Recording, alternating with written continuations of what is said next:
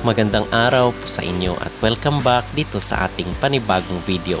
At ating pag-uusapan sa vlog na ito itong si Catriona Gray at itong si Vico Sotto dahil usap-usapan sila ngayon dito sa social media.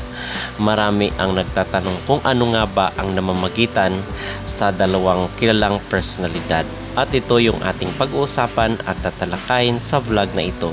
Pero bago ang lahat ay huwag kalimutang mag-like at mag-subscribe na rin kayo para updated kayo sa ating mga latest issue.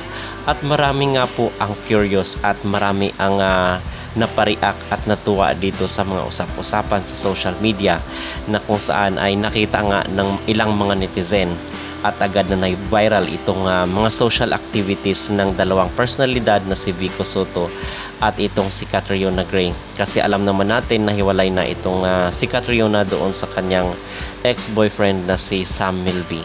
So ngayon ay nalilink siya dito kay Vico Sotto na kung saan ay umani ng mga espekulasyon dito sa mundo ng social media. Sabi dito sa headline mga kapolitika, Vico Sotto and Catriona Gray's Instagram activities ignites romance rumors online.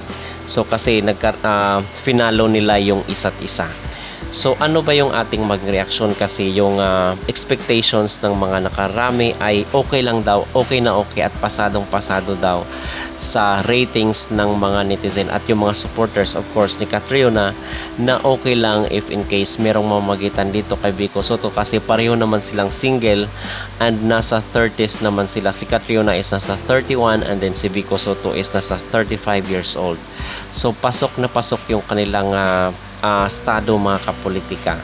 At the same time, ang sabi nga ng iba kasi si Catriona, di ba, galing siya sa iba't ibang failed relationships na kusan is very controversial.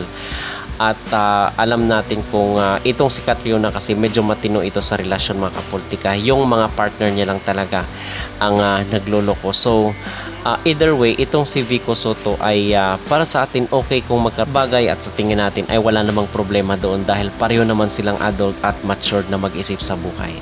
Okay, so ano man po yung katotohanan, antayin na lang po natin kasi usually dito naman yan sa mga rumors talaga magsisimula kasi alam naman natin yung mga netizen ay napakalikot ng imahinasyon at pag ikaw ay kilalang personally talagang bantay sarado ka dito especially sa social media. So sabi nga dito ng mga netizen, iba sa mga nagko-comment ay na-redirect lang daw itong si Catriona Gray sa tamang tao. Okay? So ano man ang katotohanan sa likod ng mga usaping ito ay siguro bigyan na lang natin sila mga kapolitika ng privacy. Okay? So at sooner or later kung gusto na man nila, kung meron man talagang namamagitan sa kanila, publicize naman yan nila. Okay, so antay na lang po natin. But as of now, kung ano man ang kanilang estado ay tayo ay happy tayo ay happy para sa kanila. Okay? So mga kapolitika, ano sa tingin nyo yung inyong espekulasyon? Meron kayang namamagitan dito kay Vico Sotto at kay Catriona Gray? Mag-comment down below at huwag kalimutang mag-like at mag-subscribe na rin kayo para updated kayo sa ating mga latest issue.